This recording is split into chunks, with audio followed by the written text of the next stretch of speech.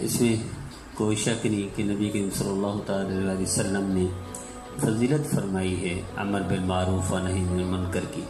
وہ خود اللہ تعالیٰ نے بھی حکم دیا ہمیں اور ارشاد فرمایا کنتم خیر امت اخرجت للناس کہ تم میں سے بہتر وہ ہے جو لوگوں کے لیے نکالا گیا. لوگوں کے لیے کیا مقصد؟ لوگوں کی بھلائی کے کام، اچھائی کے کام، لوگوں کو اللہ کی طرف بلانا اور نبی کریم صلی اللہ تعالی علیہ وسلم کا فرما بردار بنانا. اور ہماری یہ بھی ڈیوٹی ہے کہ ہم اللہ کا تعارف کروائیں، اللہ سے متاثر کریں لوگوں کو، اللہ کے نبی محمد مصطفیٰ صلی اللہ تعالی علیہ وسلم سے متاثر کریں، اخلاق سے، کردار سے، نبی کریم صلی اللہ علیہ وسلم کی سنت سے. یہ ہماری ذمہ داری ہے. یہ اللہ فرما رہے کنتم خیر امت اخرجت للناس. اس لیے سرکار دو صلی اللہ تعالی وسلم سے پوچھا گیا یا رسول اللہ وی آئی پی کون لوگ ہیں؟ تو وی آئی پی عام طور پر اس کو کہتے ہیں جس کے ساتھ پروٹوکول کی گاڑیاں ہوں، گارڈ ہوں وغیرہ وغیرہ. لیکن نبی کریم صلی اللہ علیہ وسلم نے اس کو کہا کہ تو وی آئی پی. اور حضور سے پوچھا گیا یا رسول اللہ افضل کون لوگ ہیں لوگوں میں سے؟ تو سرکار دو صلی اللہ تعالی وسلم نے ارشاد فرمایا خیر الناس من ينفع الناس. وی آئی پی لوگ وہی ہیں، اچھے لوگ وہی ہیں، پسندیدہ لوگ وہی ہیں جو لوگوں کا فائدہ کرتے ہوں. اور آگے ارشاد فرمایا وشر الناس من يضر الناس کہ لوگوں میں سے بدترین وہ ہیں جو لوگوں کو تکلیف پہنچاتے ہیں، نقصان پہنچاتے ہیں، دکھ دیتے ہیں. اب دیکھو نا یہ امت کی سیرت تھی، یہ اس امت کی فضیلت کیا تھی؟ یہ اسلام والی تھی. اسلام سلامتی والا، ہر طرف سے سلامتی ہے وہ ہمارے لیے. اور مسلمان کیا ہے؟ وہ بھی سلامتی والا کہ سلم سے ہے. مسلمان اور اسلام دونوں سلامتی ہیں. سلامتی ٹپکتی ہو، ہمارے دیکھنے میں سلامتی ہو، ہمارے بولنے میں سلامتی ہو، ہمارے سننے میں سلامتی ہو، ہمارے چلنے میں سلامتی ہو، ہمارے بیٹھنے میں سلامتی ہو، ہمارے نماز روزے میں بھی سلامتی ہو. اس لیے فضیلت عطا فرمائیں اور ذمہ مداری لگا دی کہ لوگوں کو بھی راہ راست پر لانا ہے، لوگوں کو بھی نیکی پر لانا ہے، لوگوں کو بھی اللہ اور اللہ کے رسول سے متاثر کروانا ہے. اس لیے حضرت موسیٰ علیہ السلام نے پوچھا یا رسول اللہ اس کی فضیلت کیا ہے؟ کیا اس کو ملے گا جو امر بالمعروف و نہی عن المنکر کرے، جو لوگوں کو راہ راست پر لائے، اللہ کا تعارف کرائے، نبی کریم صلی اللہ علیہ وسلم کا فرما بردار بنائے، اس کو ملے گا کیا؟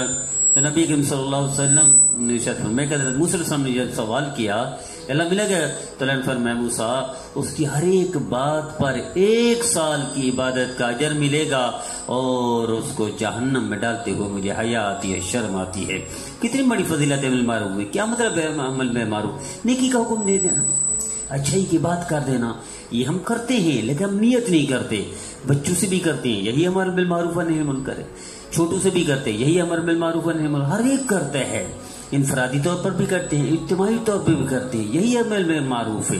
نیکی کا حکم دینا، سچ کا راستہ بتانا، اتباع سنت کا جذبہ ڈال دینا، نبی کریم صلی اللہ علیہ وسلم سے محبت کا اور اخلاق کا، کردار کا سبق پڑھا دینا، اللہ کی فرما برداری میں لے جانا، یہی امر بالمعروف و نہی عن المنکر ہے.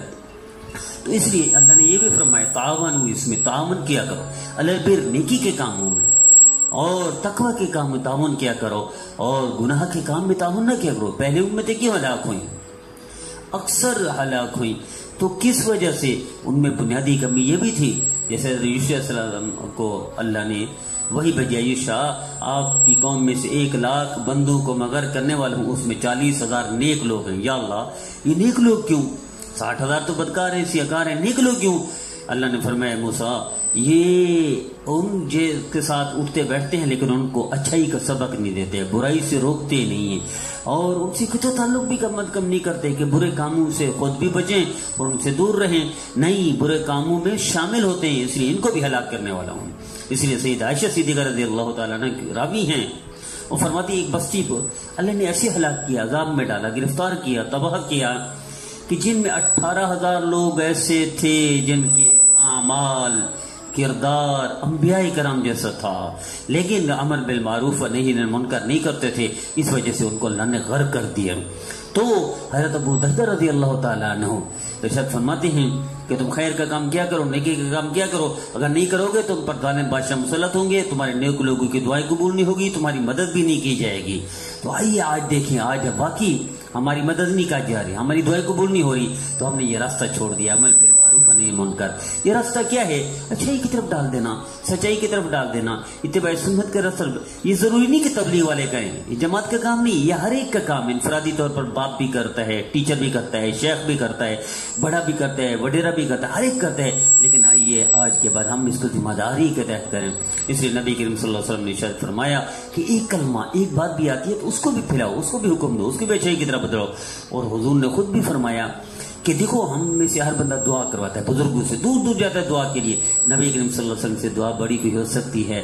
حضور نے اس کے لیے دعا کی، شاد رہے آباد رہے میرا وہ امتی جو میری بات سن کر آگے پھیلاتے ہیں، جو حدیث کو آگے پھیلاتے ہیں، سنت کو آگے پھیلاتے ہیں، اللہ کے رسول کا فرمان لوگوں کو سناتے ہیں، اللہ کے رسول سے متاثر کرتا ہے.